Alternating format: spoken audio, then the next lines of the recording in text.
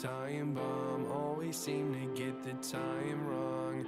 Time wrong, I blow up and then they're all gone, all gone. So sick of saying hold on, hold on. A broken state, shaking the ground beneath, running from everything, seems to be the path I lead. And now I'm beating on the floor, wondering why I feel like a ticking time bomb. Time bomb, always seem to get the time wrong. Time wrong, I blow up and then they're all gone, all gone. So sick of saying hold on, hold on.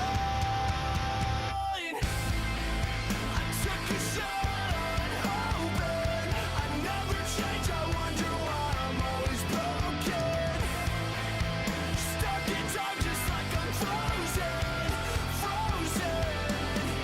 Now I'm slowly thinking, a product of overthinking again. Hold it in and change my breathing. Settle down and stop repeating amends. I feel like a ticking time bomb. Time bomb, always seem to get the time wrong.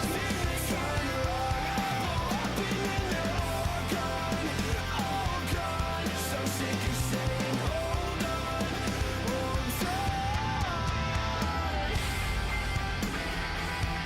I feel like a ticking time bomb.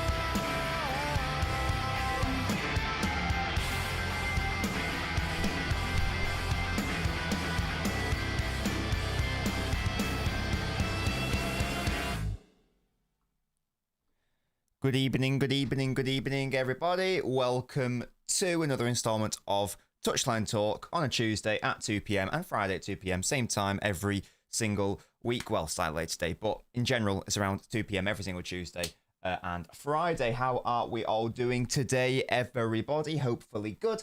I know we lost a game. That was... Oh! You didn't hear that.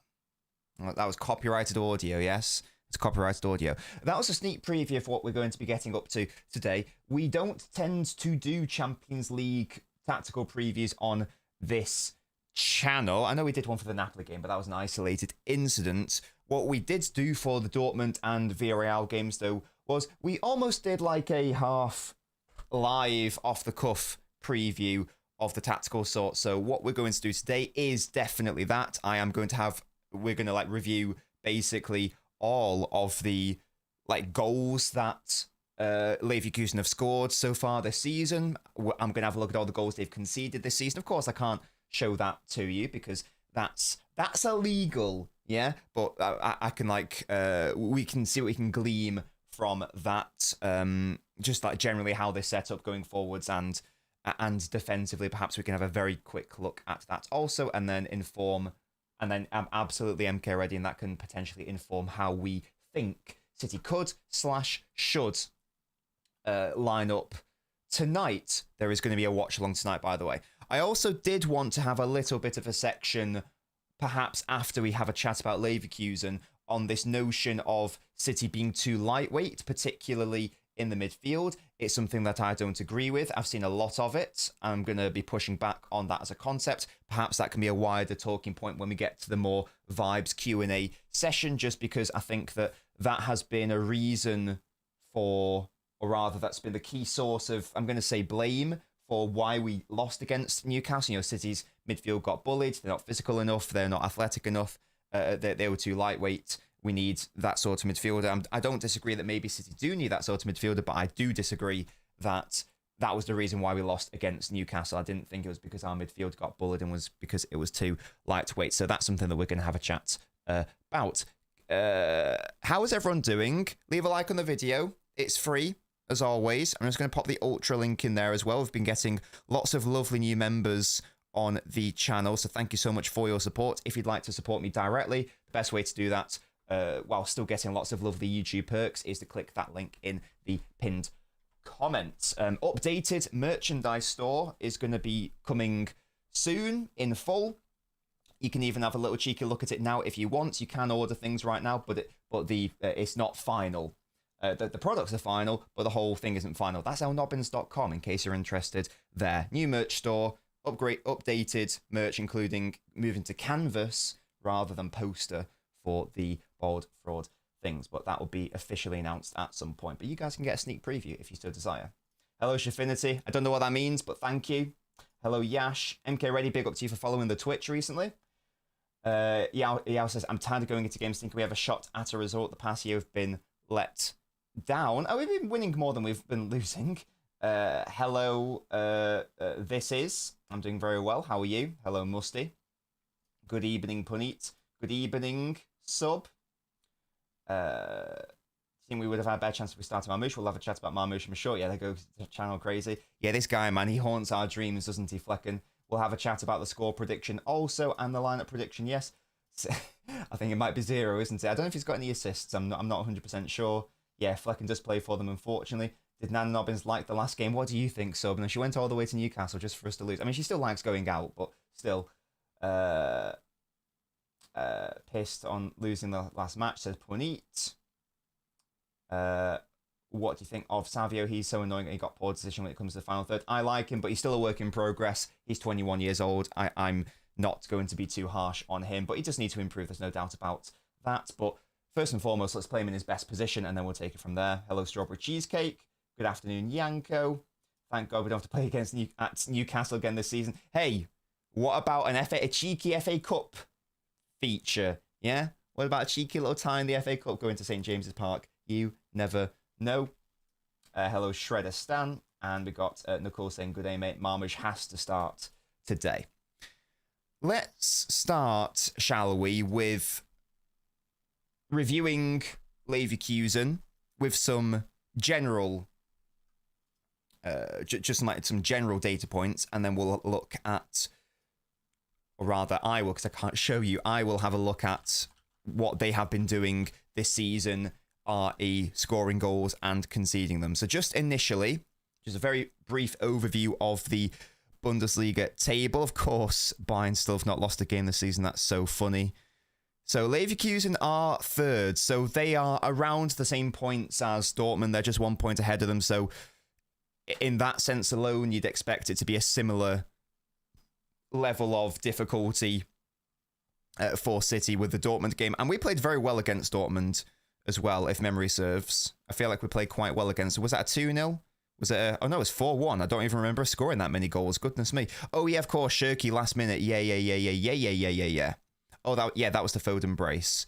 Yes, we played very well against them. There was a bit of squeaky bum time, but we were conceding a silly goal. But yeah, we got there in the end, and we did absolutely batter them. So that was a really good game. So if it's anything like that, that's going to be very good. Leverkusen a poo, says Musty. So they've scored a lot of goals. They have scored a lot of goals. They've scored the second most in the Bundesliga, the same as Frankfurt. Of course, they are behind Bayern, but ain't no one going to catch up to them. And they've conceded more than Leipzig, Dortmund. So in theory, they are a better attacking outfit than Dortmund. If we're comparing it to a side City have already played, they are a better... Oh, we'll have a look at that, Mustard, don't you worry. They're a better attacking unit than Dortmund, but a worse defensive unit. That is in the Bundesliga. But as Musty says, I think they've been getting battered in the Champions League, haven't they? Thank you so much, Abanab, for gifting someone a membership. So this is that guy. Big up, let's have W's in the chat for Abanab, always supporting the channel. Very selfless act to gift someone a sub. Big up to Abanab for that. And this is just that guy. Should be very, very thankful, because now this is just that guy. You can go back and watch the back catalogue of lovely member-only and exclusive videos to get released every single month if you are on that particular tier. So they beat Benfica most recently in the Champions League. Yeah? But that is Jose Mourinho's Benfica, and he's a washed manager, so, you know, is that even impressive? Is that even impressive? The answer is no, it isn't. What happened before then? So, of course, they got battered by Bayern in the league. Why wouldn't they? 7-2 against PSG is really funny. I remember it was like going back to games like, what is going on here? Yeah, so they got absolutely peppered by PSG, and that was at their ground. Also, they drew at home against PSV. They drew against Copenhagen in the Champions League. Yeah, they've been properly bad in the competition. So they've won, what, one game in the Champions League? Is that right? And that was against Benfica, and they don't count. And I'm pretty sure they don't count. Yeah, so they've won 1, drawn 2, lost 1, scored 6, conceded 10, obviously on a minus goal difference. Right now, they are 21st, so they are still going to qualify for the playoffs. God, that's where, isn't that where we were, like, this time last year or something insane? Very upsetting. Very upsetting how last year we were just struggling to qualify. That's how bad you've got to be. So yeah, they've been poor. They have been poor in the Champions League. Once again, they've beaten Benfica, and Benfica have lost all of their games. Yeah, exactly. Benfica, the only team they've beat, have lost 4, as Musty has said. They're on a solid 0 points. Striking out 4 for 4. So based on Champions League form, this is a... Look at that emote. What a glorious emote that is. Based on all of that, you'd think this would be a relatively straightforward game for City. And Fenway says, other than Bayern, I don't rate anyone in the Bundesliga this season. I don't think that's an unfair statement at all, in all honesty. Giving Dortmund our 4th, and we absolutely trounced them. So that is a fair statement. What I'm going to do now... So that's very brief. What I'm going to do now, though, is I'm just going to review their goals scored from this season and see if I can gather any insights into what are their main ways of constructing attacks. And then if I do spot a pattern, then perhaps I can whip out some screenshots for you guys if that does become a thing. I'd be interested to know if they're more of a possession... in general, a more possession-based side, but I guess it's tricky because maybe that's actually what I should look at. I'm going to have a look at all their Champions League goals because, and maybe all of their goals against the trickiest sides, because one would assume them to, batter Heidenheim as they did. What was their goal against Benfica saying? Okay, so they're building out slowly from the back. Oh, they've broken the lines there through the midfield. Oh, that's a lovely ball, whoever that was. Okay, okay, never mind. Really questionable defending then. That is actually pathetic from Benfica. So what happened is they did have Leverkusen do have a shot. It is a nice through ball. It's a shot you'd expect him to save. Indeed, he does save. The centre-back's just got to clear it, and instead he clears it straight to a Leverkusen player. So I don't even know if I can count that as a proper goal that's been scored, in all honesty, in the Champions League. I'm going to rescind that for you, I'm afraid. I'm going to rescind that. Half the goals he scored against PSG were penalties. Okay, understood. And and then the other one they scored at 5-1. Let's have a look at this. What happens? Why didn't PSG defend it? Oh, God, it was 10 men against 10 at this point. What a weird game state that is. What a bizarre game state. Is it a Chevalier error? No, it's a goal from outside the box. Okay, never mind. That's a ridiculous effort from outside the box. That's like, that reminds me of that goal from... Who was that knobhead that scored against us in the Champions League? Was it for Monaco? Like the ridiculous 1 in a million goal. Is that the one? That's essentially how they scored against PSG. If anyone can remind me of that guy who scored against us, that's literally what happened. There's no chance for PSG there at all. Garcia takes one shot and twats it into the top corner at 5-1 down. Teze, was that the one? Thank you, Jack. So that was how they scored against PSG, if anyone's interested. A penalty and a wonder goal that you ain't ever going to see again from Garcia, surely, this Champions League. So, how about their PSV goal? Let's have a look at this. Okay, so they spread it out wide. They don't really commit that many bodies forwards going forwards. Oh my God, even the goal against PSV that's only scored because PSV are dicking around at the back. They're dicking... Right. So I'm going to show the screenshot for you guys. This is how...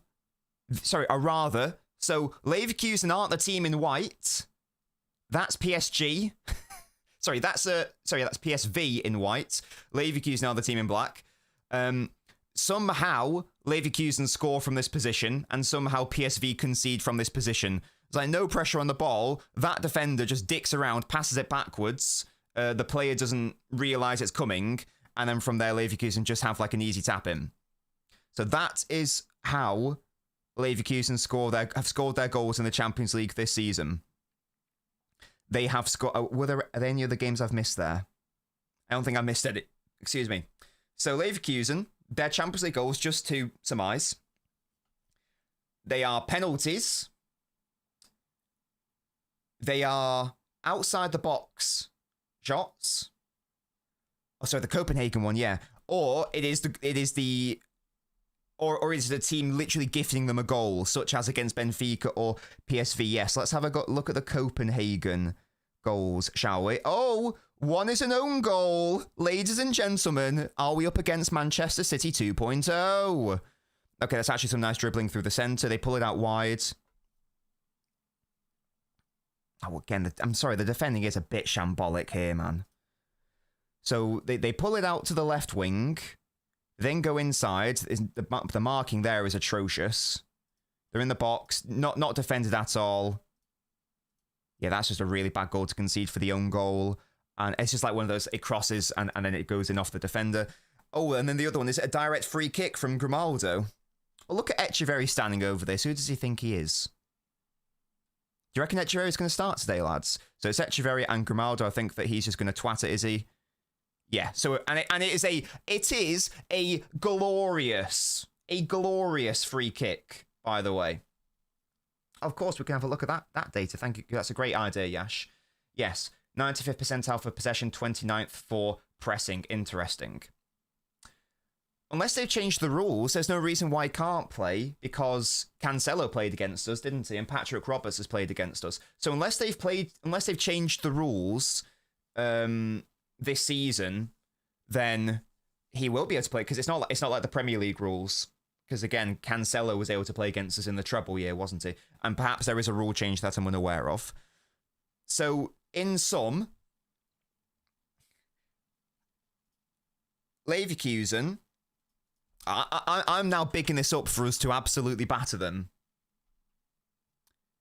I do agree, Jack. But there's been a weird track record, like, because I've not been paying attention to Leverkusen this season, but people who have been watching them have said that essentially Echeverry only starts games that they know they're going to get battered in. So he started against Bayern, he started against PSG, starts in all these Champions League games, as Yash says. So one would guess that that's going to be the same case for us tonight. So how many goals have they scored? So they scored, I can just have a look at the table, can't I? Don't need to add up the games. 6 goals have been scored by Leverkusen in the Champions League this season. 1 was a penalty. 2 were unbelievable efforts, like a ridiculous direct free kick and a ridiculous twat from outside the box as well. 2 were gifts from the opposition, and 1 was an own goal. That does not really add up to being a terrifying offensive threat for City. Now, I'm not saying that means that they aren't going to be a threat tonight, but,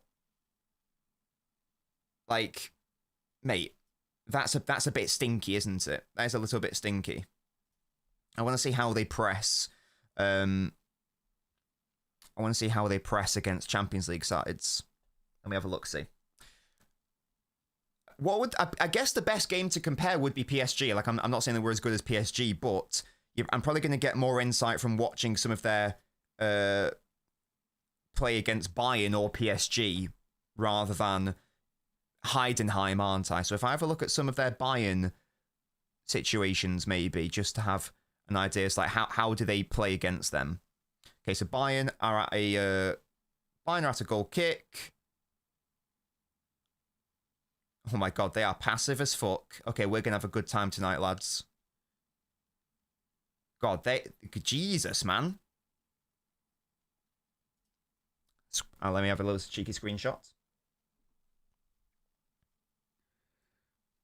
There we go.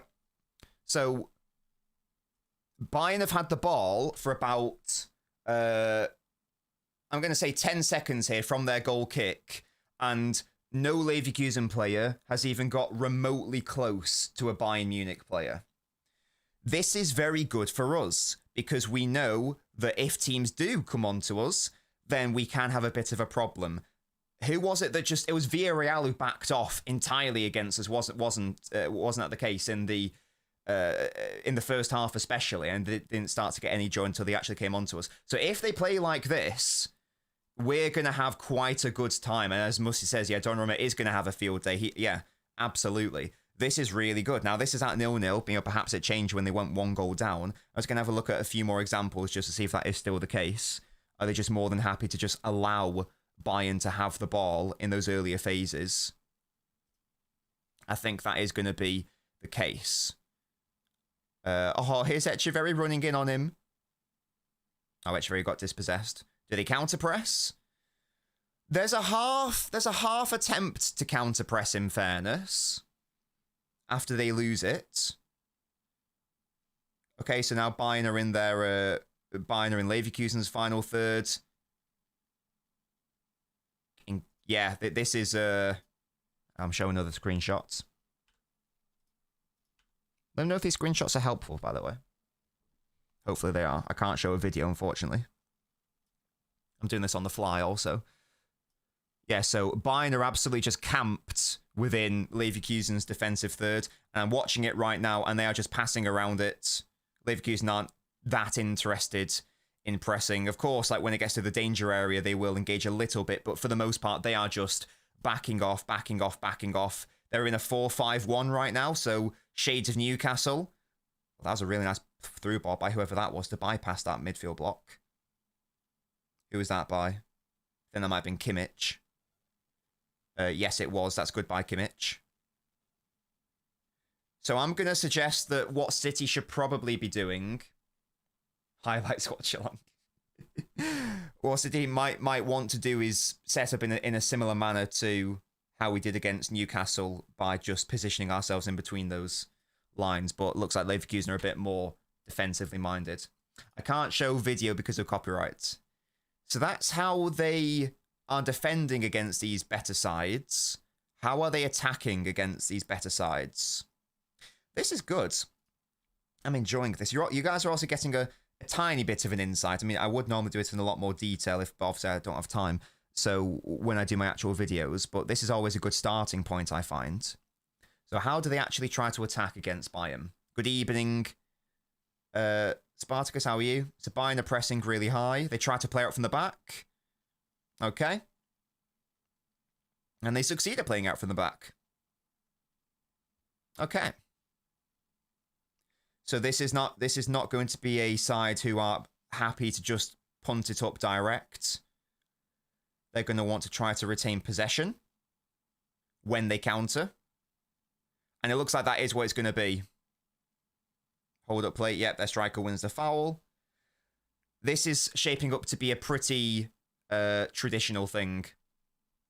It's Riveted session watching Nobbins look at video Leverkusen while we watch Nobbins stare sideways. Hey, I'm giving some insight and I'm giving some screenshots as well, I'll have you know.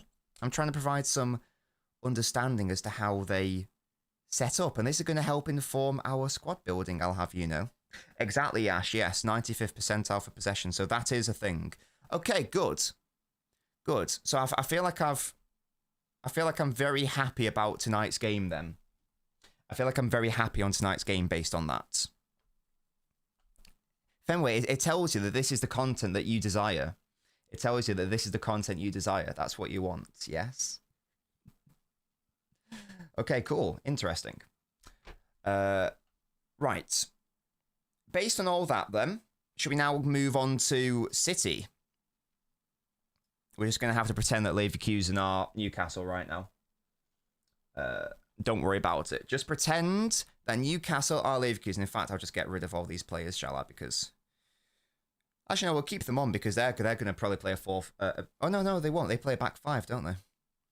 Well, it might go to a back six at times. Anyway, I'm just going to get rid of these lads because they are not... They are not Leverkusen, okay? You're not Leverkusen. So... This was how City set up against Newcastle. The live streams, Jack, are more chill, yeah? You guys know this. I think, if anything, it's quite it's quite insightful for it to be more on the fly, because then we can explore ideas together, can't we? So this was how City set up in that first half against Newcastle. Second half Sachin he was, but first half no. Well, it depended. When City were in, or rather when Newcastle were in their earlier phases, so here, this was the shape that City went for. When Newcastle got more to this area and beyond, that's when City did revert to their 4-3-3, with Foden dropping back as the right central midfielder. And then in the second half, it changed. So Foden went left central midfield in the second half, and Bernardo was leading the press in the exchanges where Newcastle were in their earlier phase of build-up. I'm with Spartacus, and I think this is the general idea, to be honest with you. This is a game, and I'm not trying to diss the Champions League as a competition. I'm not trying to overly diss or underrate what Leverkusen are as a side. However, this to me seems like a perfect game to start players who need minutes, i.e. players who aren't a certainty with the Premier League. We can't, because you might look at the Leeds game, exactly Fenway, you might look at the Leeds game and go, oh, is that a game where we can maybe rotate and whatnot? We can't afford to drop any points in the Premier League now. That has to, I know it's only Leeds, whatever, but I don't think we can afford to give players like Gvardiol a rest and that sort of thing. I feel like this is more of the game where you do that, even though Leverkusen are a better side than Leeds. It's because the stakes are lower, because it's only a league phase game. We are at home. We are up against opposition who we should be expected to beat. Now, that is not the same as saying that we should make wholesale changes and play children. But at the same time, it is a game where players, the lad in the thumbnail, this guy has to start. As an example, I believe that Savio should almost definitely start as well, based on that. Reinders is another player who should almost definitely be starting. Nori is another player who I feel should be definitely starting. Spartacus chill. I think we get Nori and Stones tonight. I would agree. I think the Stones should probably be starting as well. I think that we can afford to make a number of changes. And I think that if there is ever an opportunity to do it, then today is the game. So let's now try to construct a side. And Yash raises a really good point. Yes, if they're going to play what we think they're going to play, a back three / a back five, that does almost definitely mean that we should be trying to attack them with 6. Unfortunately, Fenway, you are correct. Nico is going to have to play because Rodri's still not available. So that's something that we can't afford to. We don't have the luxury of doing that. Unfortunately, we don't have the luxury of doing that. And Spartacus says, this is a game for Savio. Allow him to attack Grimaldo. He will get joy. Grimaldo's their biggest danger. He's also the biggest weakness defensively. He's basically that left-sided. Trent, and he was one of their key goal threats in all of those bits and bobs that I just watched there. So that does make a lot of sense. I do like that, and that would lend itself for a number of things. That also lends itself to potentially Kusanov starting also, because even if we're going to have the chat about, should Kusanov play right back right now, maybe we will have that conversation, then that would not mean it's easy to incorporate Shirky into the side as this right-sided player. It would make a lot more sense to have an actual right-sided player there. So, let's try to construct a... Unorthodox, but I back it. No. Yeah, this is the key. This is the solution. Yeah, Stones. Yeah, to be fair, Stones. Yeah. Kusanov left-sided 8. Oh gosh. So let's. I'm just. Okay, I'm going to move them there because you're right. That does look fishy, doesn't it? If I do that. That does look fishy. Now, Trafford's not going to start. Donnarumma starts the Champions League and Premier League games. Trafford will start the League Cup and FA Cup games, and maybe a throwaway. Well, I'll tell you what, at the rate that we're getting yellow cards, and perhaps, I think Pep said it as well, in fairness, how many yellow cards has he got, and how many until he gets a suspension? Is it 5? I'm pretty sure he's already got 3. So he's only 2 away from actually Trafford having to start a Premier League game. So we are actually getting close to that point. Okay, there are a couple of non-negotiables, though, unfortunately. Let's take away some of the negotiables for a second. Let's leave in the non-negotiables, though. I think there's only 3 non-negotiables for tonight. And that is Haaland starting. Because he's Erling Haaland. We need to get him, what is it? Do we need to get him making the clips? Van Nistelrooy, is that right? Nico, of course. And let's be honest, Don is starting. So I'd be staggered if it weren't going to be Trafford. What I've just realised, though, is that didn't Gavardio do the press conference? Can someone confirm that for me? Did Joshko do the Leverkusen press conference?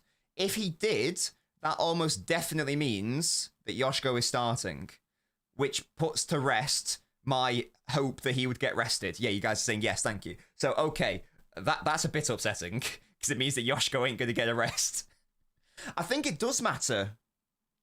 I think it does matter, Musty. I think it's basically a pattern that the player doing the press conference always starts. I don't know what the data is on that, but I'm pretty sure that it's nearly always a certainty that the player doing the press conference will also start the game. I'm sure there are examples of it not happening, but I would guess that he is starting based on that, even though I would like him to be given a rest. But usually press conference equals starting. So based on that, I'm going to predict Joshko to start, even though I don't want him to, because I think he needs to get a rest at some point. As Sachin says, he might have a slight injury. And we know what happened to him last season. We know what happened to him last season, where we did overplay and we did overly rely on him, and that fed into the performances. I don't think that's necessarily happened this season, but if there's ever an opportunity, because I think Joshko is our build-up. He just is. When we're building out from the back, he's so crucial to us. So every opportunity that there is to rest Joshko, I want to give it to him. I don't think that that's going to happen tonight. So I do think that based on that, though, perhaps Ruben Diaz will be given a rest. Maybe this is the game where you start John Stones. When was the last time that John got a rest? When was the last time that John got a rest? I think it might be. Sorry. He played over the international break. The last game he started was against Dortmund. He didn't feature against Newcastle. He didn't feature against Liverpool. He started against Dortmund. So that would make sense for him to start. He also started against Villarreal. And he started against Monaco. He started against Napoli? I feel like he did. No, it was Cassano who started against Napoli. No, I don't think Stones was available. So he started the last 3 Champions League games then, is that correct? Dortmund, Villarreal, Monaco. Yes. That tells me that it's probably a safe bet to predict John Stones to start. Sachi says I don't want him to lose his rhythm. Let's move to left back first of all. I think that O'Reilly has been fantastic. I think he's been fantastic. And this is not him being benched. This is him being rotated and rested, because he has played a lot of football. He is very crucial to us, and Ait-Nouri's not played nearly enough football, sadly, because of his injury. This is surely the perfect game to start him, is it not? Spartacus says O'Reilly's going to start. Do you not think Ait-Nouri's getting a game then? Do you not think Ait-Nouri's getting a game then, Spartacus? Surely you got to play him. When was the last game he started for City was Swansea. And before that, it was the Brighton game in which he got injured. Does he not have to start at some point? Surely. Surely that has to happen. An Ait-Nouri goal or assist. Sachin says Kasanov needs to start at centre-back. He looked rusty last time out. Nico, O'Reilly and Nunes midfield. Ait-Nouri needs minutes before he goes off to AFCON. I think Ainur Marmoush will come back after the AFCON, says Spartacus. Sorry, was he injured against Spurs? My bad. My bad. Or was it 2 injuries then? Because he played against Brighton the game after Spurs. I think he got injured twice. Because he didn't play all of September after the Brighton game, so I think he got injured against Spurs and Brighton, maybe. He went off against Spurs, and he played the full game against Brighton, but then he must... Or maybe it was aggravated by the Brighton game. It was that Spurs injury. Well, I'm going to predict Aït-Nouri to start.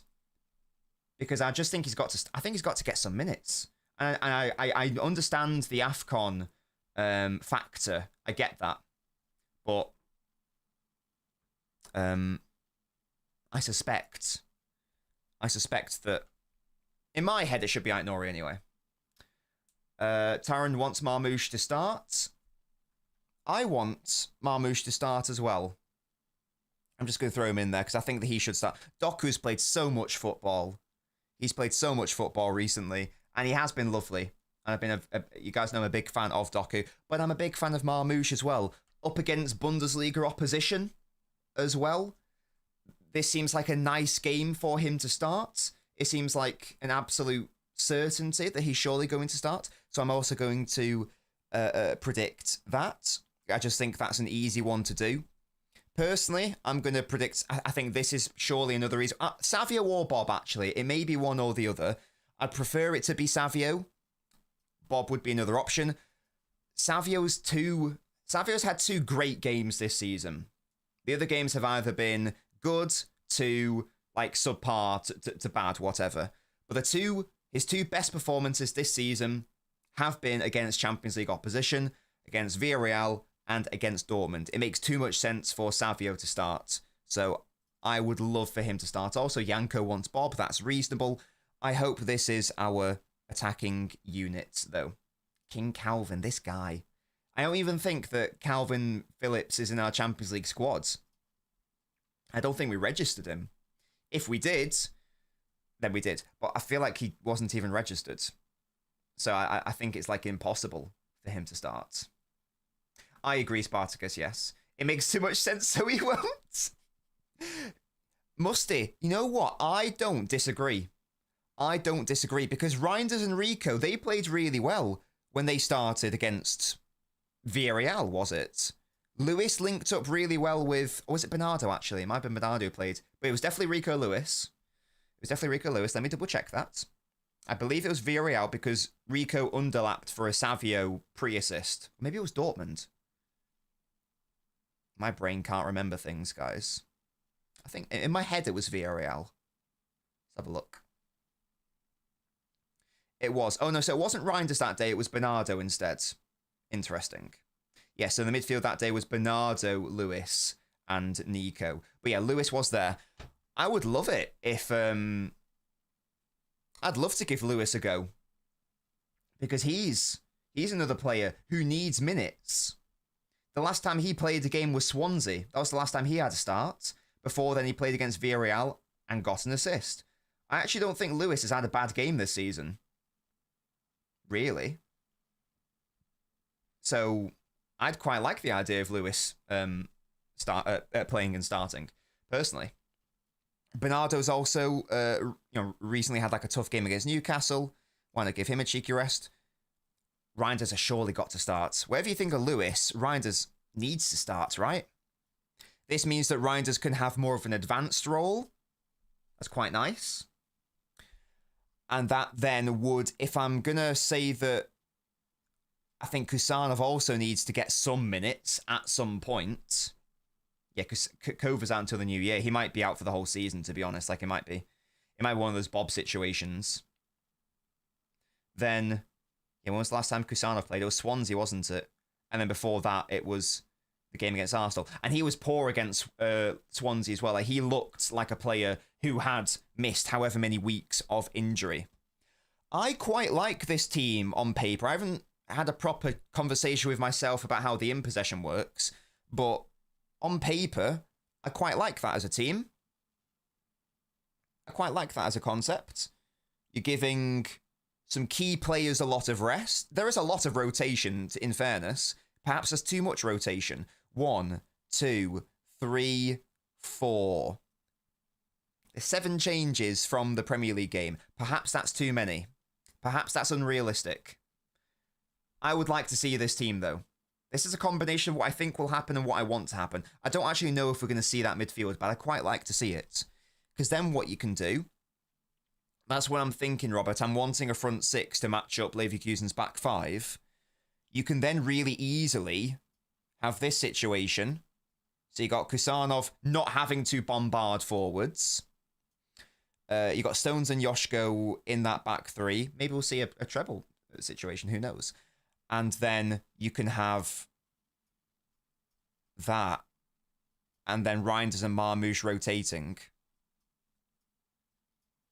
Yeah. I like that. Foden will start, says Sachin. And you're right, he probably will. I quite like this team, though. I think this is a fun team. This is a fun, rotated team. I like this. And I still think this team's more than good enough to beat Leverkusen. That's pretty good in possession. You've got, if we're saying, if we're taking Spartacus's point, which I do agree with, about Grimaldo being a potential defensive liability, that would mean that you want a proper right-wing outlet. That's what Savio is. What does Savio need? He needs really good underlapping support. Rico Lewis provided that to great effect against Villarreal. He can potentially do that again. Reinders would have a very good game in this setup because he's more advanced and he's going to have less of a burden with having to build up deep. If you need someone to build up deep, then we know that Rico Lewis is quite good at doing that as well. It was only 2, Sachin. They lost 7-2, I think it was. One was a penalty, one was a screamer from outside the box. So it was only 2, thankfully. Yeah, so Reinders doesn't have that build-up/defensive burden. And this dynamic over here is perfect. Aït-Nouri is a player who's more than comfortable starting inside and then rotating. Marmoush, we know, wants to always go inside. So you got Aït-Nouri potentially providing that width. And yeah, look, there is going to be some susceptibility to a counter-attack, of course, as there is going to be with every single City side. But you do have the recovery pace of Kusanov. You do have so he's locking down that right side. Savio is also a quick lad who will get back as well. You got the recovery pace of Marmoush and Aït-Nouri as well, who are very press intense and very good at getting back to defend and to help out Yoshko. I quite like this team. Regardless of personnel, I'd be very surprised if we set up in any other fashion. Maybe you can say that this is one step too far. Perhaps you drop Lewis, you move Reinders there, you bring on Foden. This is technically a stronger team. Definitely. And perhaps that makes more sense. But I quite like Lewis getting a start and getting some minutes. He can send Stones into the midfield to help Nikos or Spartacus. That's not a problem. That can definitely be a thing also. This is another alternative if you think the Foden's going to start, and perhaps he will. But Foden didn't. But Foden has started every single Champions League game. He didn't start against Villarreal, did he? So it's not necessarily a certainty. Hello, Brianna, sorry. I feel Pep far more likely to go first team players to get the win and take a big step to auto qualification. Maybe I am underselling it, yes. Lewis wasn't even on the bench in the Premier League. That's what I mean. He needs to get some minutes, doesn't he? I prefer that, but Lewis can do a job there too. At some point we do have to trust our squad, I believe. At some point we do have to do that. The Blue Lock says, IMO will score the same amount of goals we score if Holland's not in the team, but with him in the team, we need to serve him. I agree with that, Blue Lock. Definitely. Lewis low-key been better in creating goal-scoring opportunities than Reinders from my viewpoint, says Fenway. There is a lot of truth in that statement. Now, a lot of it is because of sample size. Lewis has hardly played compared to Reinders, who, especially at the start of the season, was playing every single game. So, of course, has less minutes. But you are absolutely right. Every single time Lewis has played, apart from against Spurs, I don't think he was that bad that day. Every other game, he's been good to great. So, that's why I would personally like to see Lewis start, whether that's at the expense of Reinders or Foden. I don't really mind. The reason why I'm not going to predict Reinders to not play, though, is because he's got to play at some point. He's got to play. He needs to. He hasn't played, or rather, he didn't start against Bournemouth. He didn't start against Liverpool. He didn't start against Newcastle. That's 3 Premier League games in a row he hasn't started. And I know that at least one of them was because he wasn't fully fit. But I suspect that surely Reinders is going to have to start here. I'd like to see this. I don't think this is a game that we need Foden to be starting. Of course, it would be safer to start him. But I quite like the idea of having a number of rotations in before the Premier League game against Leeds, where maybe, and that's the thing as well, I'd like to start a good number of the players who need minutes, and then maybe the ones who, quote, prove themselves. Let's say, for example, that Marmoush has an unbelievable game, like Imperious. Maybe that's a shout for him to start against Leeds. Or perhaps Reinders has an Imperious game. Perhaps that's a shout for him to start against Leeds. Rather than having to go back to the side that we saw against Liverpool, Bournemouth, and Newcastle. Those are my thoughts. What do you guys reckon? Any massive disagreements with this shape? Any massive disagreements with the personnel? Let me know what the opinion of the chat is. I'm going to come to it properly right now. Might be a cheeky Ortega start, says Taran. I'm not sure about that. Lewis, a good shout. I think we sound better in the back 3 in possession. Totally agree, Fenway, sorry. Nico Soul pivot. I think so. If you're going to have a front 6, it's very hard to not have a Soul pivot. I think we get Bernardo, says Musty, perhaps. But it looks very fun. Robert says, yup, that's good in possession. Stones go into the midfield, builds in a 2-2-3-3. We're cooking Leverkusen 6-0. 4-4-2, Reinders and Nico in the midfield. At some point, I would like to see us go back to a more traditional 4-4-2 at some point, definitely. Give him a shot off the right. I wouldn't mind giving it a go. You know my thoughts on it. I've not been impressed with him when he's played off the right for City, but I'm willing to see it happen. Replace Lewis with Foden, says Ian. If Stones goes into midfield, Aitnor is left sitting in the back, which is not playing his strengths. Marmish doesn't get to tuck in, says Robert. Yeah, get the likes up, guys. Come on. Big up. Big up, big up, big up. Ake to start over Gvardiol, says Naveen. Yeah, Lewis wasn't on the bench in the Premier League. Am I concerned with the amount of game time Marmish gets right now? I think he deserves to play more. Wait, he doesn't deserve to play over Doku right now for the most part. That is the issue. So if he does want to play in the side with Doku, then I guess the only position for him would be off that right side, because he's not going to displace Haaland and he ain't going to displace Doku right now because of how good Doku has been. Do you think Foden and Reinders will have to rotate at some point? Says Low-Key. I think it probably depends on the opposition. So if you are up against a side where they're like, let's say, weaker, then maybe it's easier to. And this is the current version of Reinders, by the way. I think like Reinders from next season is going to be like a different animal. But let's talk about like the short-term Reinders. Maybe against weaker opponents, it's more viable. Perhaps against stronger opponents like Bournemouth, Liverpool, Newcastle, you do have to sacrifice Reinders for Bernardo. Perhaps. Another 2 undefeated clash. Will there be a watch-along for Arsenal versus Bayern? I suspect there probably will. Normally we do a Twitch Football Manager stream, but that is a very tasty morsel of a fixture. So I suspect that we will, and I do like watching Bayern, so we are probably going to do that, to be honest, on the Wednesday. Yes, we'll probably do that. If you guys would like it, and I certainly would like it. When does Haaland get rested? Marmoush headed to AFCON next month, says Thunder Roads. When's the next League Cup game? I guess, maybe. I suppose with Haaland, like he'll get rested when, I guess, like Pep feels like he has to get rested. He seems to be fine right now, though. Yeah, not a problem for me, Brie. I agree. I'll be fine. Then Bobby should start to get his confidence up, says Ashley. Thunder Road wants Marmoush up top. Give Holland a rest. 316 seems like the right shape. Who knows who Pep will select, though? Yes, definitely. If they play passive and a back five, would it not be better to play Bob over Savio? I think the reason why I'd like Savio is because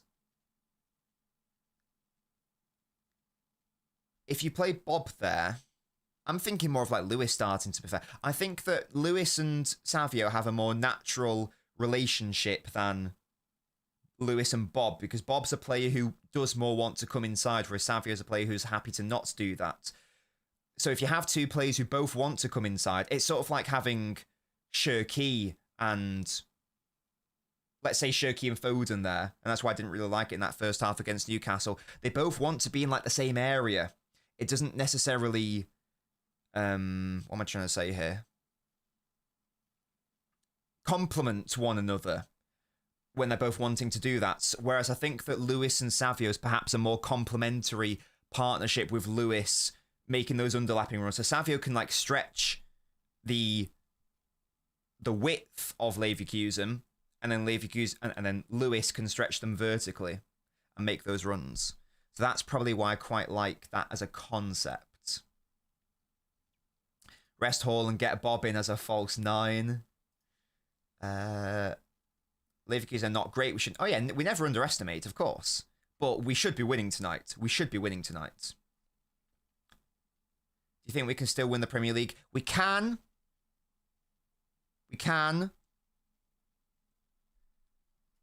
But we're obviously not the favourites. I'd give us maybe like a 20% chance to win. A 20% chance, perhaps. It's 7 points when you have a game at the Etihad against that opponent is not the biggest gap in the world. That is 2 draws. That is 2 draws and a win at the Etihad, and the gap's gone. So I'm not willing to say that it's over yet. It's only November. I'm not willing to say that yet. Doc and Foden both took a bruising against Newcastle. They could use a rest, definitely, Fenway. I do agree. There's more than one good game on both days this week. How dare they? They need to plan this better. I agree that Marmoush needs to start. I'm fearing a Marmoush exit because the level of play he is. He might demand more game time, which is difficult over Doku, says Abenab. In the first instance, he does need to prove it, doesn't he? That's the first thing. He just needs to prove it. This is a fantastic opportunity for him. But Marmoush was signed, in my opinion, Marmoush was signed to be a versatile forward. And I believe that's what he is. So if we are in a situation where the only avenue for Marmoush starting is it's Doku or bust, then perhaps he's not the player that I thought he was. And I don't believe that, by the way. I do believe that he's more versatile than it just having to be one or the other across an entire season. So he does need to demonstrate that. And hopefully we'll see that tonight. Hopefully we'll see it tonight. Yeah, Barca Chelsea is a fun game, isn't it? But, of course, got to watch City. What's up with Echeverri? He's not surrounded by the correct people, clearly, is he? He's not surrounded by the correct people, and that's a shame. A question you're asking Diaz. Totally agree. What I've based this off is the fact that Gvardio did the press conference, and generally speaking, you do the press conference, that means you start. I'm with you. I don't want Gvardio to start, but I'm basing it off that. This is partly what I want, partly trying to be realistic, so I think that's a fair thing. Yeah, so 20... Well, who's third? Yeah, well, I guess I was going to say who's third. It's us. Yeah, I'd give us 20%. I'd give Chelsea 10%, and I'd give Arsenal 70%. I think that's a good breakdown, because I mean Chelsea are literally ahead of us in the table, so I can't say they aren't in it. I've ruled Liverpool out definitely though. They've lost 6 games. I looked at the amount of teams that have won the title and let's be honest, Liverpool are going to lose at least one more game. One team has won the Premier League losing 7 games. Would you guys like to hazard a guess what year that was and what team it was? What club it was? One team's done it in Premier League history. They've lost 7 games and they still won the title.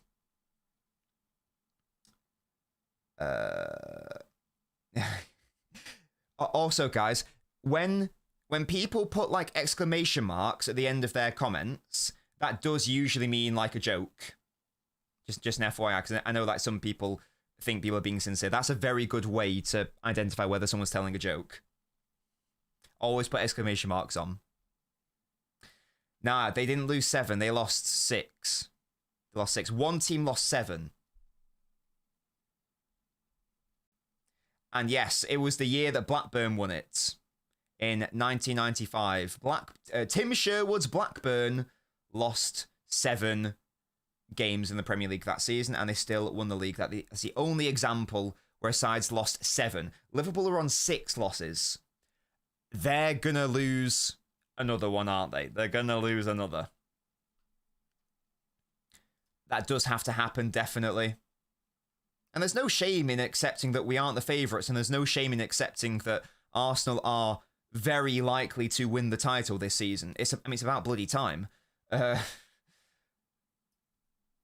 would back us to win it next season.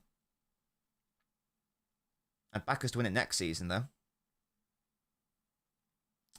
I can't get a Foden miss out of my head. I can't get the Foden miss out of my head. I can't get the first Haaland miss out of my head. I can't get the second Haaland miss out of my head. I looked at the expected goals. I did it in the recent shorts, by the way. You'd have known this. Haaland got 1.5 XG. He generated over 1.5 XG in that game. 1.54. I can't remember the last time I saw an underperformance like that for Erling. Especially this season. That's like a last season level of poor finishing. 1.54 is mad. Evan said, I can't get you out of my head. Love that from you, Evan. Yeah, without a pen as well, yeah. I can see losses coming to all teams. They will come. They will come. Arsenal are looking pretty imperious right now. They are not going to be flawless all season. There will be a moment where they slip up a couple of times, whether it's a draw or 2, or a loss or 2. And then it's just a question of whoever is closest to them, whether it's City, whether it's Chelsea, can they take advantage? That's going to be the question. He can play against us because the Champions League loan rules are different. If he does play against us, hopefully he's not especially good. Hopefully. I love that from you, Evan. Coming back for the title when we sign Rodrigo and Edison.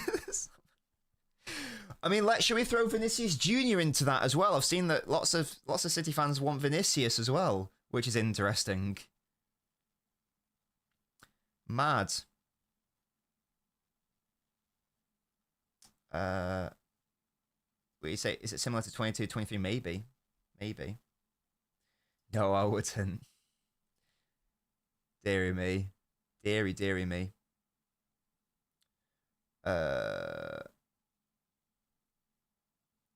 If he was consistent in the treble team because he got a 3-week rest in December because of the World Cup.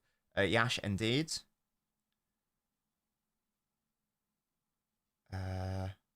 Eventually they'll drop points and we have to be there. Yeah, definitely.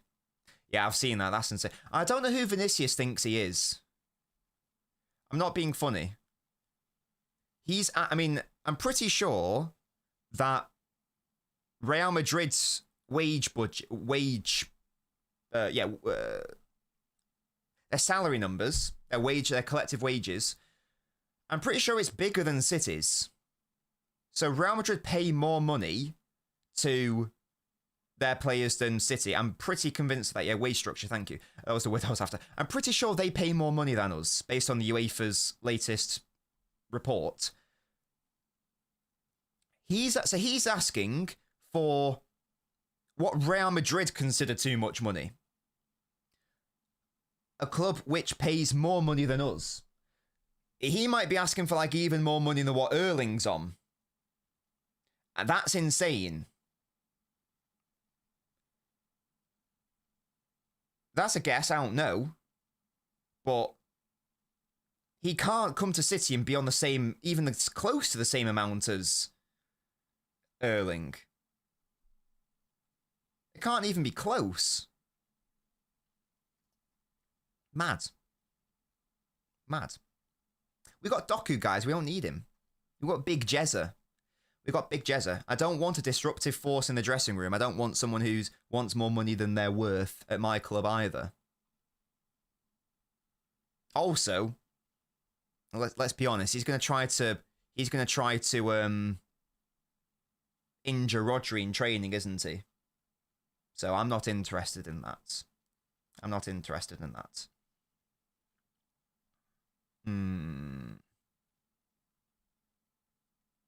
That's insane. That's insane. He can hold that. He can stay at Real Madrid. Yeah, he's literally trying to get his manager sacked. Why would I want this at my club? Why would I want this at my club? No. Bad. He can go to Saudi if he wants. That's probably where he's going. Yeah, you need the exclamation mark, exactly. That's what you need. Innit? Oh. Fenway, chill on Rodri, chill on him. Oh, so that's like a cheeky little Leverkusen preview. That's like that's the team that we've constructed. Let's see how close we are tonight. If we're being realistic, it's probably going to be one of Lewis and Reinders not to start and Foden to start. But stranger things have happened. Or maybe Bernardo to play instead.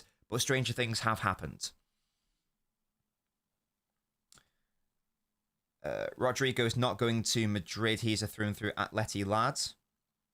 Vinny's the biggest crybaby. I don't want to watch Vinny crying in it.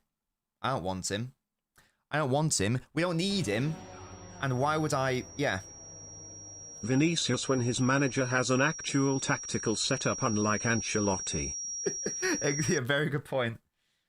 I don't know why I'd want to introduce that into the dressing room, and I don't know why I'd want a player who's literally so unprofessional that he wants to get his manager sacked. That is that is not a player who's going to play nicely with Pep Guardiola, is it? That's just a recipe for disaster. That's a recipe for disaster. So not interested. For me, a bad allocation of resources as well. But we are stacked for options at left wing. Absolutely stacked for options at left wing. We don't need another who is going to demand to start nearly every single game and like render all of our other options seemingly redundant. That makes no sense to me.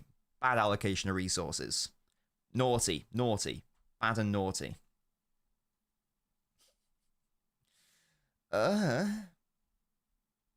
Anyway, what's the red side on the cushion? So that is unfortunately, it might be a dead podcast nowadays because Gasky's just like never free anymore. That was the podcast with my Manchester United friend. So it was a Manchester United and Man City podcast. But unfortunately, he's called Gasky. Unfortunately, he used to have it where he was able to work one day from home, but because the whole working from home philosophy is dying a death, sadly, in this country, he's now no longer allowed to work from home at all. So he's got like no time to do that, unfortunately. So that was the logo for my podcast. There might be, not on my channel, but there might be a tactical podcast coming out, which has got members of each of the, quote, big six, so a City fan, United fan, Spurs, Chelsea, Liverpool, Arsenal, all on one channel together doing a podcast, which I'm very excited at the idea of. And they are people who are very good at, and me, people who are very good at tactics and analysing football. That will be very good if that does eventually come to pass. So keep an eye out for that. It's not my podcast either, by the way. I've been asked to go on it. But it hasn't been made yet. I think we're still waiting on a United fan to. Yeah, because we've got everyone else. We've got the City fan, that's me. We've got the Chelsea fan. We've got Spurs, Arsenal, Liverpool. Exactly, Jack. Yeah.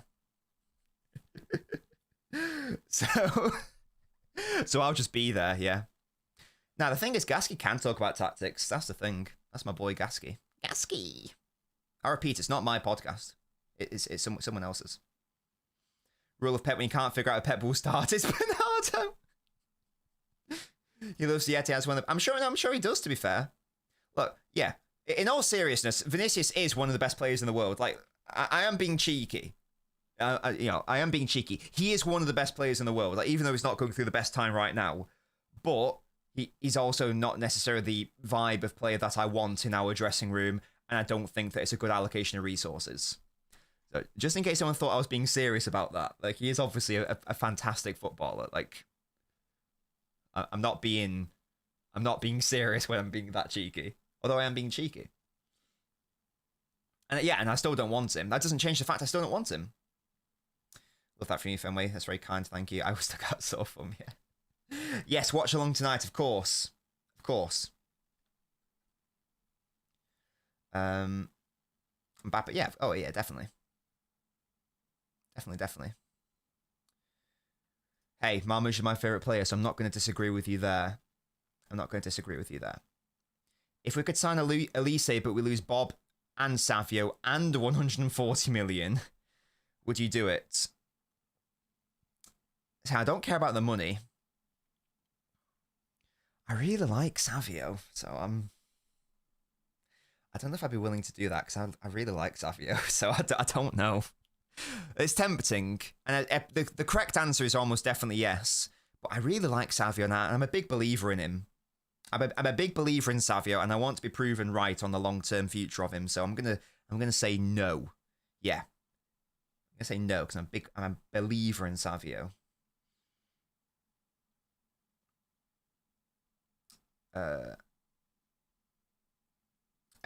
All the members haven't even been confirmed yet, Naveen. And I don't know the full ins and outs of it. I've literally I was only asked to do it like the other day and invited into the group chat. Like, nothing's been set in stone or anything yet. Phil should sign a right back. Definitely agree, Taron. Definitely agree with that. Because then they can take over from him eventually. What the hell, Musty? That's not very nice. Elise is coming with company. He told me. We've got an in the know, guys. We've got an in the know. As crazy from Evan.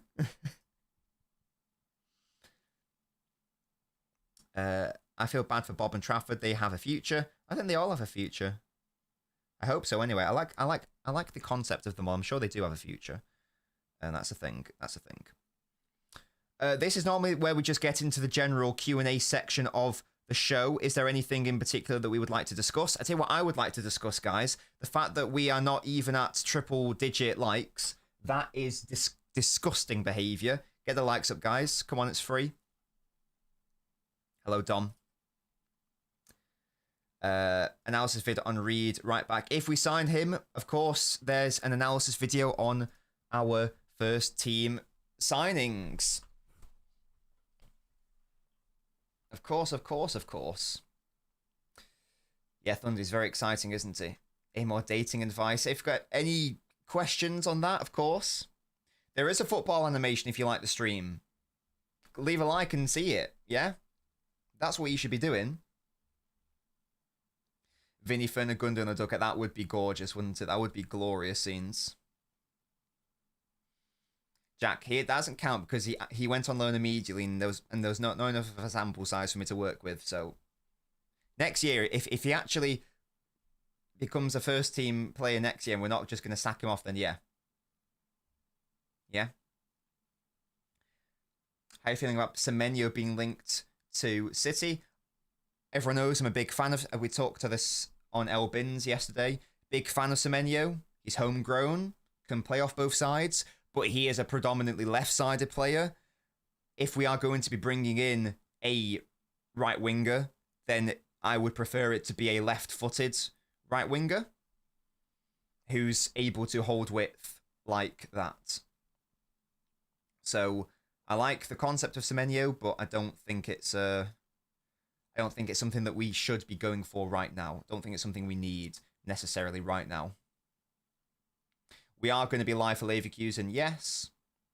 That remains to be seen, Taron. Hopefully, like, 4th choice centre-back next season would be the ideal for him, behind Diaz, Yoshko, and Kusanov, you'd guess.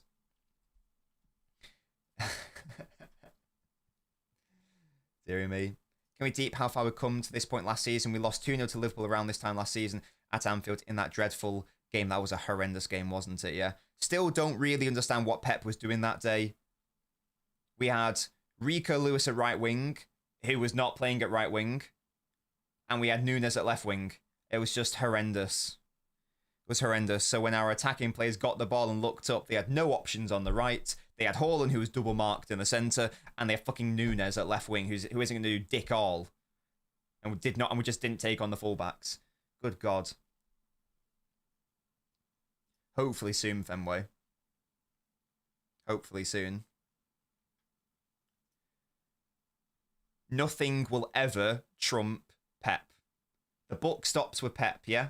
How many times have we seen it where players have a falling out and Pep's still standing and the player goes? It happens a lot, whether rightly or wrongly. It's happened to players like Eto'o. It's happened to players like Zlatan. It's happened to Cancelo. I suppose it's happened to Grealish.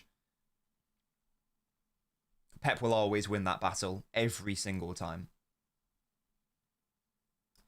I've not been watching enough Girona. I'm going to have to do like a big scouting session. I've heard some mixed things. He's apparently doing all right in a challenging team who are probably going to get relegated. Like, they're not getting relegated because Yaya's another one, yeah. They're not getting relegated because of Vitor Hayes. Let's just put it that way. I have no idea about Nice, though. Maybe in an ideal world, he'd have another season on loan. Maybe in a Premier League side, if possible. Yeah, that was horrendous. We just didn't attack him, did he? And we had no one attacking Robertson because Lewis was the right winger, but he wasn't going to right wing. So it meant that when De Bruyne or Foden got the ball and they looked up, it's like, I've got literally no options. You got Van Dijk and Konate holding Haaland to ransom. Nothing down the right, nothing down the left. We were set up to fail that day, and I get it that we had limited options because of injuries, but my word, it was horror. Do you think we'll eventually switch Shirky to midfield, or is his future at right wing? I think it all depends on what is the off-ball setup. He's never going to be, if we go back to 4-4-2, for example, he's never ever going to able to play as a midfielder in a 4-4-2, as a central midfielder in a 4-4-2. There is a world where he could do it in a 4-3-3. Right now, I don't think that's a viable strategy, unless you surround him with, like, well, I guess both Rodri and Nico, and even then, I don't know if I'd be comfortable with it. Right now, I think it just makes more sense to either play him as a right midfielder or a right winger, maybe leading the press. But for now, just pop him at right wing. I don't know about the long term, though. I don't know about the long term. Because he's not built for that. That's not his game. I don't think whether we should be making that his game either. I don't think we should be trying to convert him into a box-to-box central midfielder. I don't think that's the best utilization of him. City 11 points better off than last season if you compare fixtures played. I think people are seriously selling City short, says Alf. Yeah, look, it's not been plain sailing this season, but I totally agree, Alf. I think Naveen said it as well earlier. The progression from last year is massive. It is massive. It would be very challenging for us to go from the worst season we've had in like a decade to definitely going to win the title. That would be very, very challenging to do. Very challenging. So I think we're doing a pretty good job. TBH. Even the games we've lost, apart from Brighton, against Villa, against Newcastle, I don't think that we necessarily deserved to lose the game. And they're hard places to go. And they're mitigating circumstances in both of them. So I'm not too down on the results of this year. I'm not too down on it. I replace Bernardo. Get me in the team, yeah? I'll run around. I'll do the business. There's not a single team who has their playmaker in the middle off ball, says Smian. You're not wrong, and I don't think it makes sense to put him there either. Put him off the right. If he gets better at pressing from the front, put him up front as well. That might be better, you know. That is probably maybe the final form, in fairness. Maybe in like the 4-4-2. You know what I mean? How's Leverkusen's form? They have a win in the Champions League, and that was against stinky Benfica. We had to look at all their goals conceded and scored this season in the Champions League. They've scored... I would say they've had like one... Well, no, that's not fair. One was a penalty. 2 were screamers from outside the box. 1 was an own goal. 2 were horrendous mistakes by the opposition, playing out from the back. Exactly, Jack, yeah. We'll be the best side in the world again in 2 to 3 years. I fully believe that. I fully believe that. It's elite, Naveen, to be honest. Brighton, the only one. That is the only game I felt where we've actually been bad. I know lots of people don't agree with me on the Spurs game. I don't think we were bad against Spurs that day overall. I don't think we were that bad.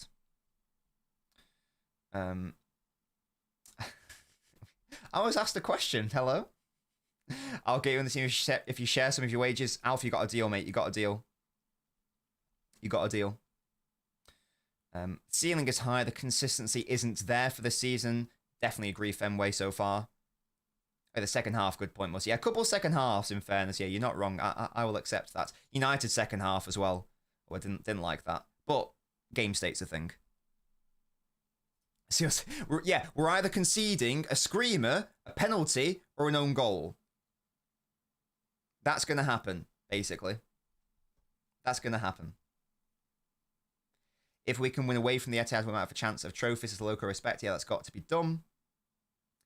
Yes, guys, come on. Let's get it. Let's put some fake scouting reports of me out there. Let's say I'm in like the, let's not go top. Let's not go 99th percentile. Let's say like the 95th percentile. We want to be light green, but we don't want to be so obvious, yeah? Nobbins in the 94 to 95th percentile for, actions like pressing, press resistance, that sort of thing. And I can be that Bernardo replacement,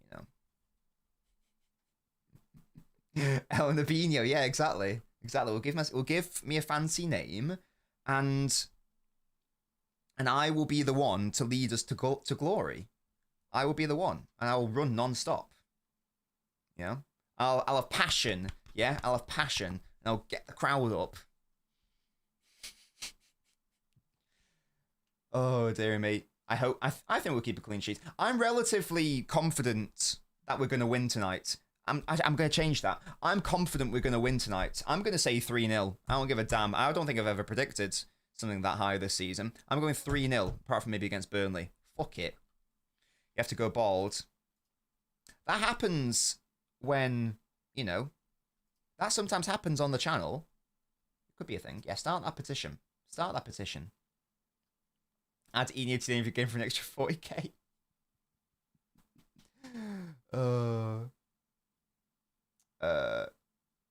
I do feel another physical midfielder is needed, says Loco. Roger injured for too long. We need to wait for him to come back. That's for sure. What's diabolical, Simian? We store it with Stoke. Would you rub heads with Pep? Yeah, of course. Of course.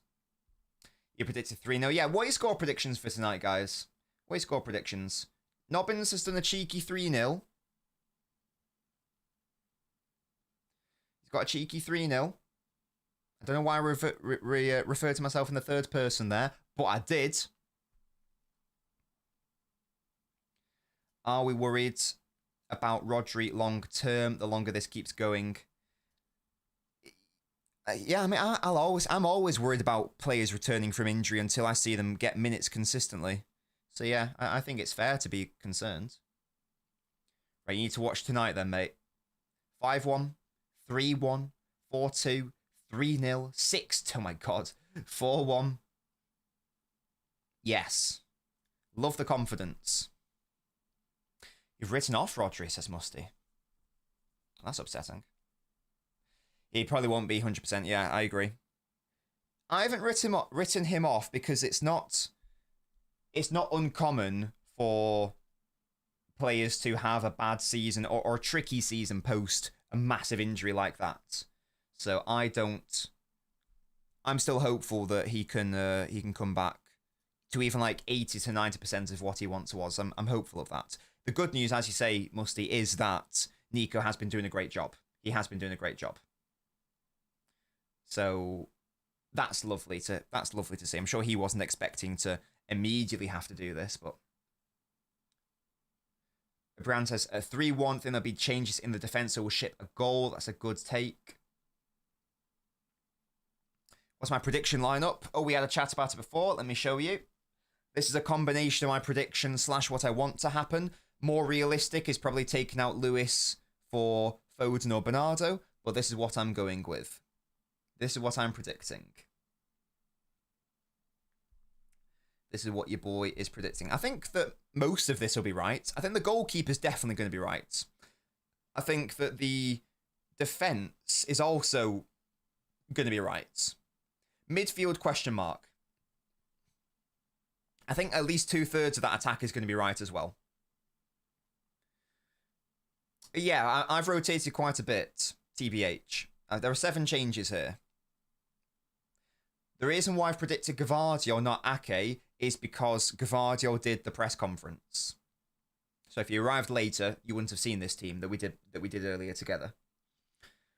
Why rotate so heavily when we have Leeds at home? Because this game is nowhere near as important as Leeds, unfortunately. The Leeds game is way more important. If we drop points tonight, it's not the end of the world. We can still get automatic qualification for the Champions League. If we drop points against Leeds, then that is horrendous. And that's a must-win game, as far as I'm concerned, because we're 7 points behind right now. So I'd rather we go stronger for Leeds than rotate more so against Leverkusen.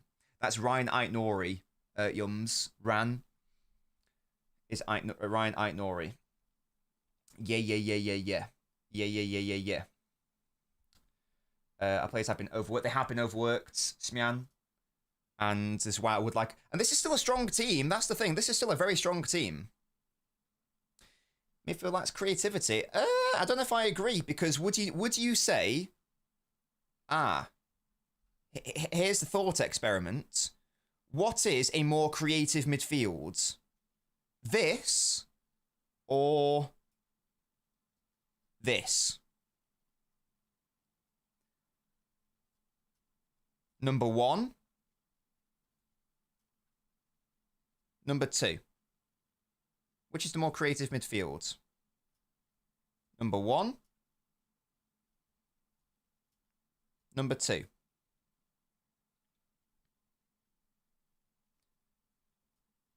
It's like doing glasses. Number 1. Number 2. Essentially, are you going to have a more offensive, fun time with Reinders in the side or Bernardo in the side? I'd personally say Reinders, but one could argue it's not that close. The reason why I'm saying that is because this was the midfield that we played against Villarreal with Lewis, Reinders, Nico, and we were more than fine. We battered them. So I don't think this is a problem at all to have. I don't think this is an uncreative midfield at all, in all honesty. I think this is more than fine. I think it's more than fine. TBH. Pep needs to incorporate long throw similar to the ones taken at St. James's Park. The problem is, TK, I don't think that we... That's what I'm saying, Musty. That's what I'm saying.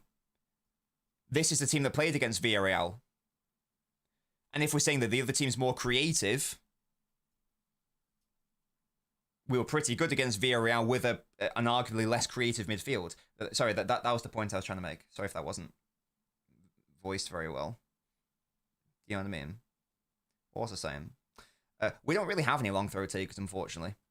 Basically since Walker left. So that's the thing. Chisom says, I think Donnarumma is weak from corners. No one talks about it. He's soft. I do agree that that's still an area of his game that does need to get better. he started his City career really well from corners.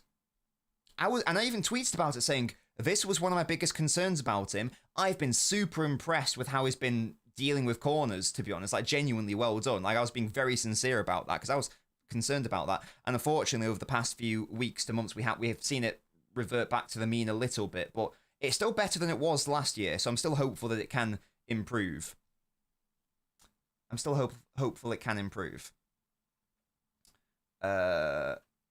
We'll be top of the Champions League. Arsenal play Bayern and Inter play Atleti and Madrid. Yeah, we've got a very good chance to automatically qualify. That's a very good point. Yeah, because if I ever look at the table, sadly, I don't have a widget to get the table up. So I'm just going to have to see what the table is.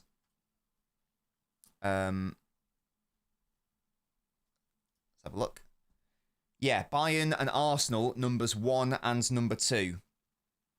And we're 4th. One of them's, well, they've both got to drop points.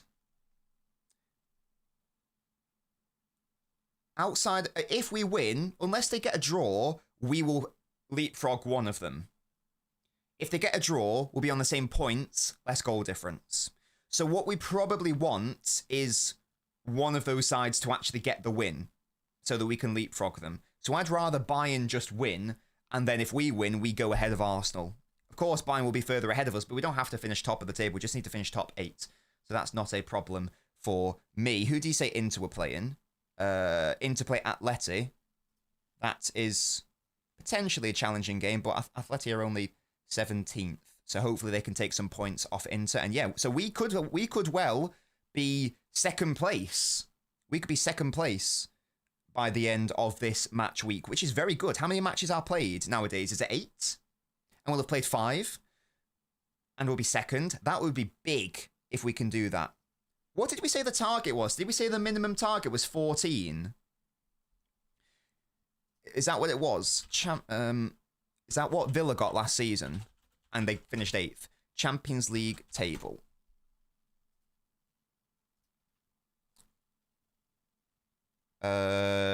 Sorry, 16, not 14.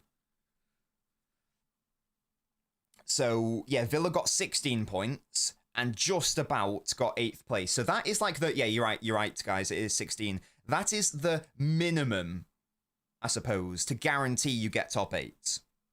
So if we win tonight, that takes us to 13 points. And then with 3 games left, we just need to win one of them to get to that minimum amount. And then anything thereafter is a bonus, isn't it? And we have... I know we play Real Madrid away, and that's a challenging game. And we do play Bodø Glimt away, which is not going to be easy, considering the context of their pitch and whatnot. But then the last game is Galatasaray at home, and I'd expect us to win that. I'd expect us to win that game.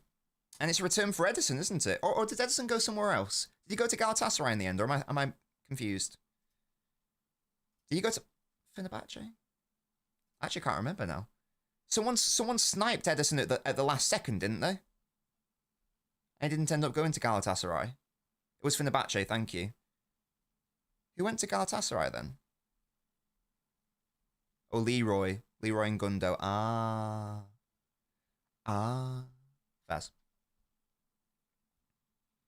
Fairs. It could have been a holy trinity of reunions, but for that. So there we go. So we're looking healthy. We are looking very healthy in the Champions League, is what I'm trying to say there.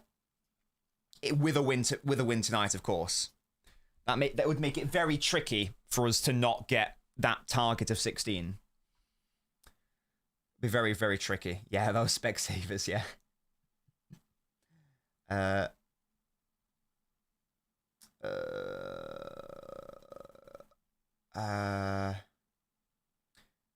Echeverry will probably play, yes. Do you think that's going to happen, Ram? You're going to get Xabi Alonso? Sorry, Xabi Alonso. Echeverry defo starting, I think so. They play Atleti. Well, yeah, one of them has to drop points, absolutely. If the Prem table holds the way it is until February, March, I'd rather we prioritise the Champions League. I think we've got a better chance of winning the Champions League than the Premier League this season. And the reason why I think that is because I'm not convinced that we are the best side in the Premier League. So by definition, that means that it's unlikely for us to win it. Whereas you don't have to be the best side to win the Champions League. We know that. So by that logic, I think we've got a better chance. It would depend on the draw. Like, if we're drawn immediately against like Bayern and PSG and Arsenal and all these tricky sides, then that's a different conversation to be had. But even then, it's over 2 games. Anything can happen. And all we need to do is draw. Because we've got Donnarumma, and he is amazing at penalty shootouts. Like, he's only lost 1 or 2 in his whole career. He always wins penalty shootouts. So that would be big. That's probably what we should do. Let's set up 0-0. Just go for a shootout. Every single time, and we'll get the win. Yeah, went for Fenerbahce. How well does 2018 Walker fit? Oh, he fits in like a glove, Musty. He fits in like a glove. That would probably be like the perfect signing that City could make, in all honesty. That ilk of right back. Definitely. 5,000 IQ, yeah. Oh, dear. Right, guys. Excuse me. We've been live for around 90 minutes. That's around how long I want to make these streams, these Touchline Talks. Any final questions or thoughts before we wrap up for today? I will repeat. We're going to be live tonight for the Watchalong. Make sure to join us for that. What time is kickoff? Is it 8 o'clock? It's an 8 o'clocker. So I'll be live from, what should we say, 7:30? 7:30? 7:30? 7 or 7:30? Haven't decided yet. One of those two. One of those two. Yeah. Harambo play for Pens is free Champions League in it. He can't. So he, based on what I understand, he can, because that's how like Cancelo was able to play against us, for example. Yeah, but don't worry, because Donald saved them all. It's fine. You get me? Last question. Dishim opening up a location in NYC worth a trip? Based on my experiences with Dishim, I've been to the one in Manchester, and I've been to the one in Covent Garden in London. It is maybe my favourite restaurant, maybe second best. It's one of those two. So if it's anywhere near the quality that it is in London and Manchester, then yes, absolutely give it a trip. Absolutely. And let me know what their special is, because every single location has a different special. Well, in this country anyway, so let me know if the US does it similarly. We do have Watchalong, yes. I want City to win convincingly tonight, knowing Flecken is going to have the game of his life. Yeah, we haven't even really spoken about Flecken, have we? He does always tend to turn up against us. It's very frustrating and annoying. I don't know what he's playing at. The good news is there is no Palacios, because he's picked up a big injury, unfortunately. Well, unfortunately for him, fortunately for us. You guys know I am a big fan of Palacios, but his injury record was something that I was a bit concerned about, and so it has come to pass. They do have a lot of injuries and suspensions, I've just noticed. 1, 2, 3, 4, 5, 6 injuries and 2 suspensions. Oh my gosh, lots of key players as well. Andric and Palacios and Vazquez. Yeah. So it's not even a full strength Leverkusen side. We should be winning this. We should be winning it, and winning it quite comfortably. Yeah, we should be doing that, Ram, I think. Yeah, the free kicks are scary. Nothing to say about Flecken. Shit keeper turns into Superman. There we go. We're just a couple likes away from 100, so make sure you are leaving a like on the video before you head off.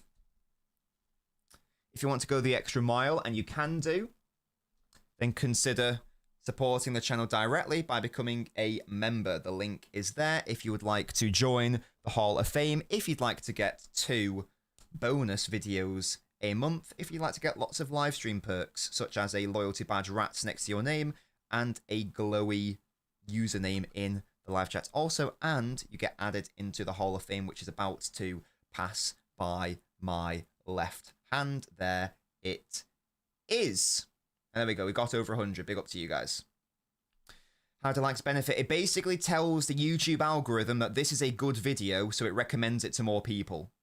Hence, so it recommends it to more people. If my stuff is recommended to more people, in theory, that means more eyes on the channel. If there are more eyes on the channel, that in theory means more viewers, more subscribers, growth, and that sort of thing.